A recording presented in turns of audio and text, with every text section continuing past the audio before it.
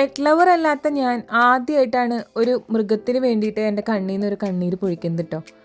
അത് കുറച്ചൊന്നല്ല ഞാൻ കരഞ്ഞത്, ഒരുപാട് ഞാൻ കരഞ്ഞായിരുന്നു ഈ പൂച്ചയ്ക്ക് വേണ്ടി. ഈ പൂച്ച എൻ്റെ ആരുമല്ല, എൻ്റെ വീട്ടിലെ പൂച്ചയല്ല. എനിക്ക് ആകെ ഇതിനെ ജസ്റ്റ് റോട്ടിക്കൂടെ കണ്ട് പരിചയം, അല്ലെങ്കിൽ അവിടെ ഇവിടെയൊക്കെ നടന്ന് കാണാറുണ്ടെന്ന് മാത്രം.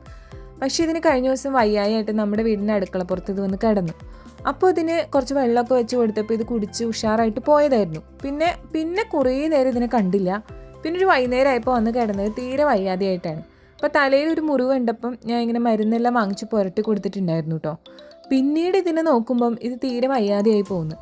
അങ്ങനെ ഒട്ടും വയ്യാതെയായി കഴിഞ്ഞപ്പോൾ ഇതിനെ ഈച്ചയൊക്കെ ആർക്കാൻ തുടങ്ങി. പക്ഷെ അതിന് ജീവനുണ്ടായിരുന്നു. എൻ്റെ ജീവിതത്തിൽ ആദ്യമായിട്ടാണ് ഞാനൊരു മൃഗാശുപത്രി പോകുന്നത്. അത് ഇതിനു വേണ്ടിയായിരുന്നു. പക്ഷെ ചെന്ന പാടെ ഡോക്ടർ പറഞ്ഞു ഇത് മരിച്ചിട്ടുണ്ടെന്ന്.